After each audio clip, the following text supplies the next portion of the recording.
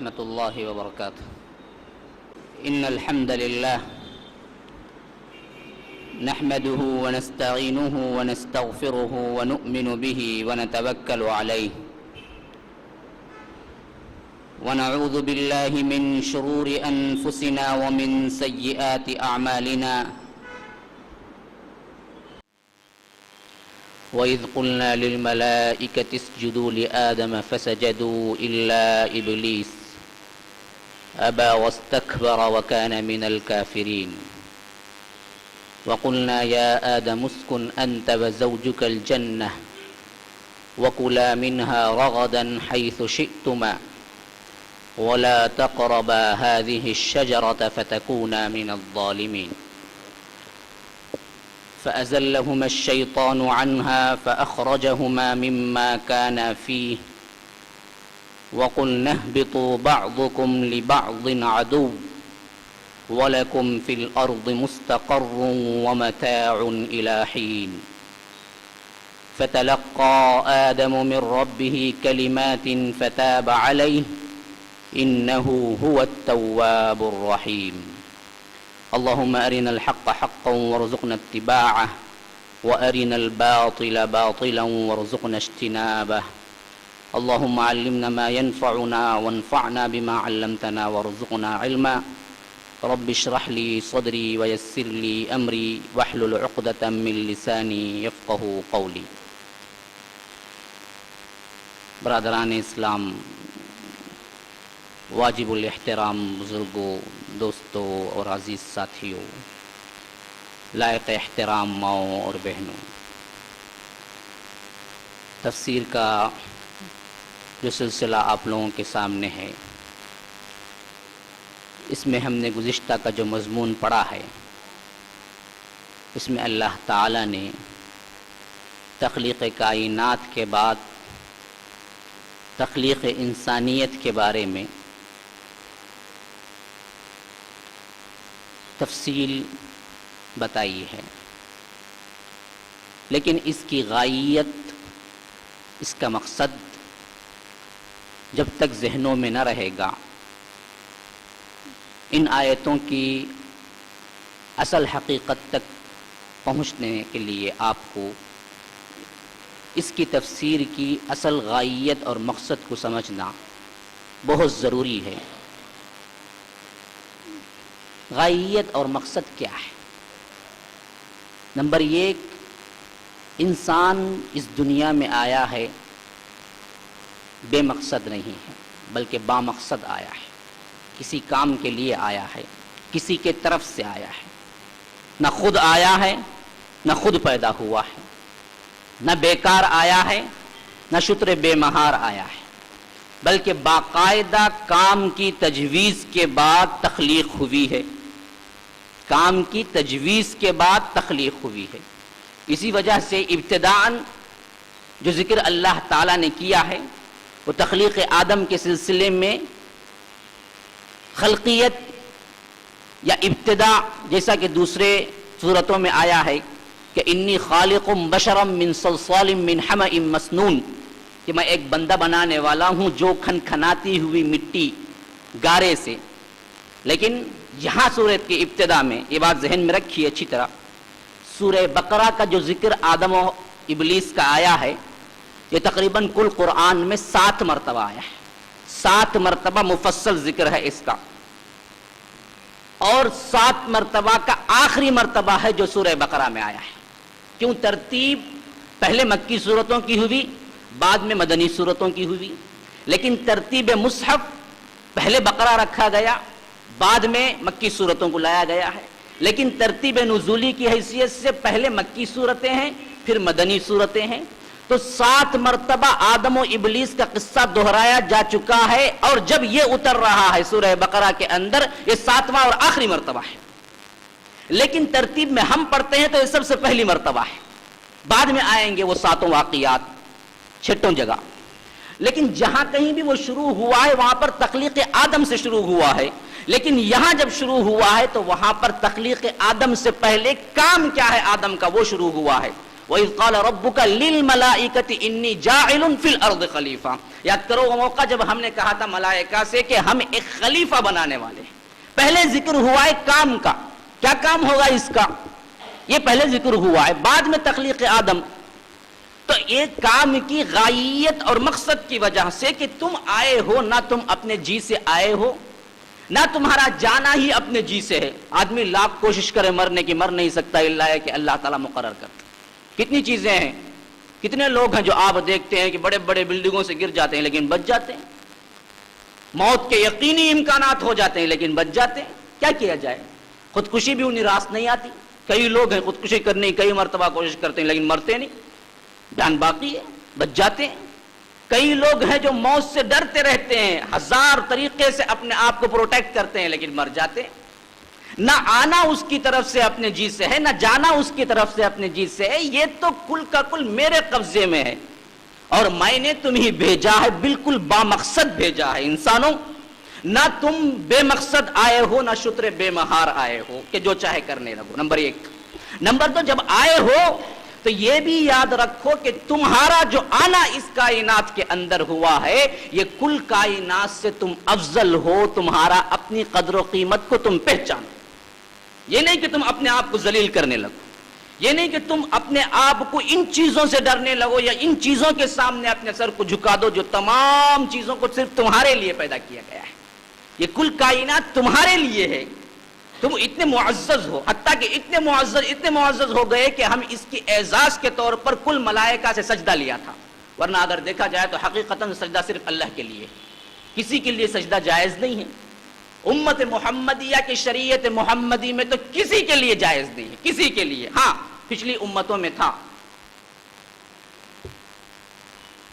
پچھلی امتوں کی شریعتوں کے اندر اعزاز کے طور پر سجدہ کرنا جائز تھا، عبودیت کے طور پہ نہیں، عبادت کے طور پہ نہیں، تعظیم کے لیے جھکنا جائز تھا. جیسا کہ ہم دیکھتے ہیں کہ حضرت ایوب، حضرت یوسف کے سلسلے میں ان کے بھائیوں نے سجدہ کیا تھا. انی رأیت 11 کوكبا والشمس والقمر رأیتهم لی ساجدین.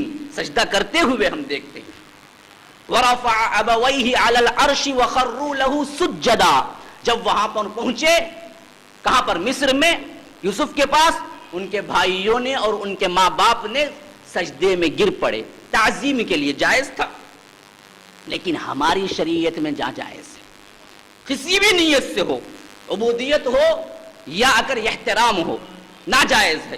جیسا کہ معاذ بن جبل کہتے ہیں ترمذی کی روایت کے اندر کہ ہم نے اللہ کے رسول صلی اللہ علیہ وسلم سے پوچھا تھا کہ جب میں نے بہت سے بادشاہوں کے ہاں سفر کیا تھا، ان کے پاس رکا تھا، تو وہاں دیکھا تھا کہ ان کے جو مصاحبین ہوتے تھے وہ تعظیم کے لیے اس کے لیے سجدہ کرتے تھے. تو میرے دل میں خیال آیا اگر ان بادشاہوں کے لیے دربار میں سجدہ ہو سکتا ہے تو ہمارے نبی کے لیے کیوں نہیں ہو سکتا جو سب سے معزز ہیں.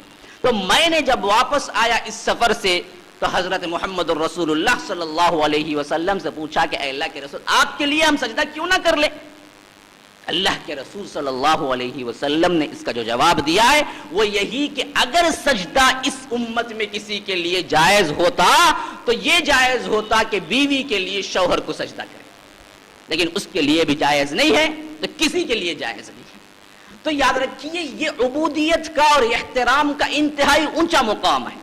اگر عبودیت کی نیت سے ہو، اگر احترام کی نیت سے ہو، اسی اونچے مقام کا تذکرہ اللہ تعالیٰ ان آیتوں میں کر رہا ہے کہ وَإِذْ قُلْنَا لِلْمَلَائِكَةِ اسْجُدُوا لِآدَمَ. اب آئیے اصل مضمون کی طرف، مقاصد کو ذہن میں رکھیں، پھر آیتوں کا ترجمہ اور ترجمانی ہم کریں گے اور تفسیر کے نقطے کو میں بیان کروں گا.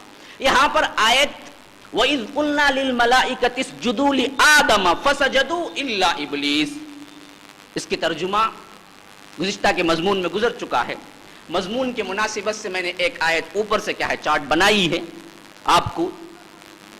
تو اس حیثیت سے یاد کرو وہ موقع، قلنا، جب ہم نے کہا تھا للملائکہ، ملائکہ سے، فرشتوں سے، اسجدوا لآدم، آدم کے لیے سجدہ کرو، فسجدوا، پس سب نے سجدہ کیا، الا ابلیس، سوائے ابلیس کے، ابا، انکار کیا، واستکبر، تکبر میں پڑ گیا، وکان من الکافرین، اور کافروں میں سے ہو گیا.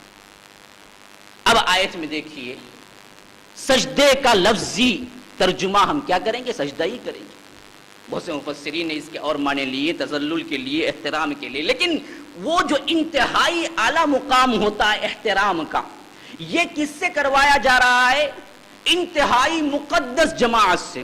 آپ کون نہیں جانتا، ہم بھی فرشتوں کی مثال دیتے ہیں معصومیت کے لیے. آپ بھی کہتے ہیں کوئی معصوم ہو، کوئی معزز ہو تو فرشتہ صفت انسان ہے جی. اب ایسی محترم جماعت سے جن کا خود ایک احترام باقی ہے فرشتوں کا ہمارے دلوں کے اندر، ایسی محترم جماعت سے سجدہ کروانا آدم کے لیے وجہ کیا ہے اور اس کا ذکر یہاں پر کیوں ہے؟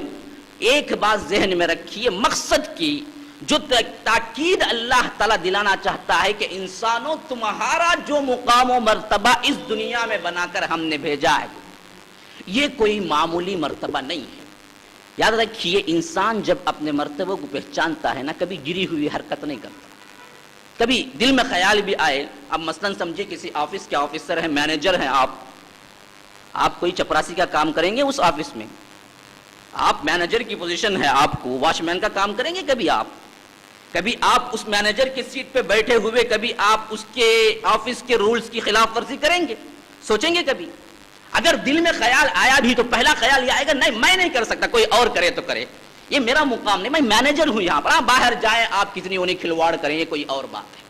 وہاں پر رہتے ہوئے، اس منصب پہ رہتے ہوئے آپ کو ہمیشہ نظر یہ رکھی میرا منصب اتنا اونچا ہے کہ میں اس کے مطابق رہوں. تو یہی منصبیت اللہ تعالیٰ بتانا چاہتا ہے کہ انسانوں یہاں پر تم جو آئے ہو تمہارا بڑا بلند مقام ہے. تم کہاں ان ٹھیکروں میں پڑ گئے ہو، ان دنیاوی لذات میں پڑ گئے ہو، ان چیزوں میں تم گم ہو گئے ہو. تمہارا مرتبہ و مقام تو بہت اونچا ہے. اگر مرتبہ مقام کو پہنچانا تو تم یہ سب کچھ تج دو گے، دنیا حقیر نظر آئے گی تمہارے سامنے. لیکن تم اپنے اقام کو گرا دو گے، اپنے مرتبے کو بھول جاؤ گے تو یاد رکھو یہ دنیا بہت بڑی لگے گی. آج وہی کچھ ہو رہا ہے.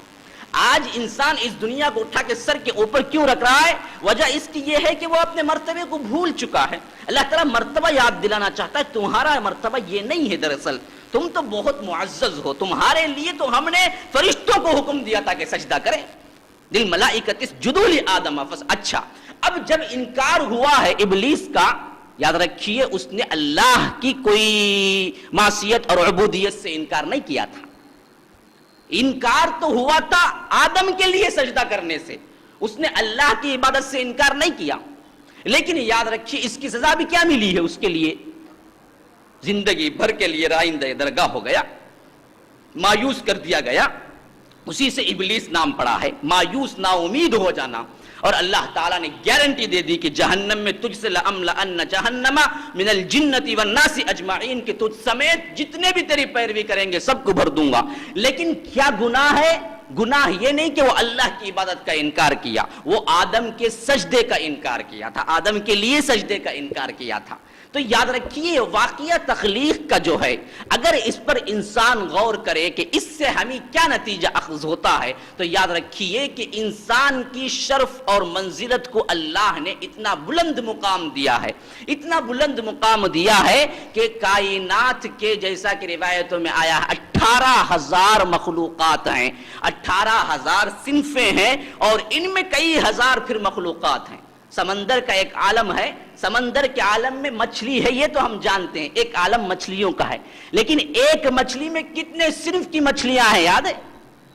کوئی اندازہ کر سکتا ہے؟ سائنس پہنچی ہے، بڑے بڑے کیٹیگریز بنائی ہے، جماعتیں بنائی ہیں. نباتات میں الگ الگ جماعتیں ہیں، حیوانات میں الگ الگ جماعتیں ہیں. لیکن پھر کیا کوئی دعویٰ کر سکتا ہے کل دنیا میں کتنے صنف ہیں؟ سب کچھ سائنس نے جان لیا ہے؟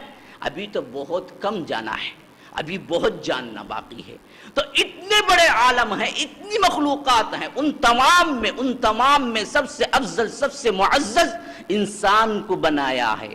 یہ اعزاز، یہ احترام، یہ تقدیس، یہ شرف انسان کو کیوں ملا ہے؟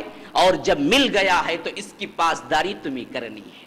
تم اب کوئی گری ہوئی حرکت نہیں کرنی ہے جو تمہارے منصب سے تم کو گرا تھے. تو یہی بتلانے کے لیے تخلیق آدم کا جو کچھ پورا واقعہ اللہ تعالیٰ یہاں پر ذکر کر رہا ہے کہ سجدہ فرشتوں کے ذریعے کروایا گیا. پھر جس نے انکار کیا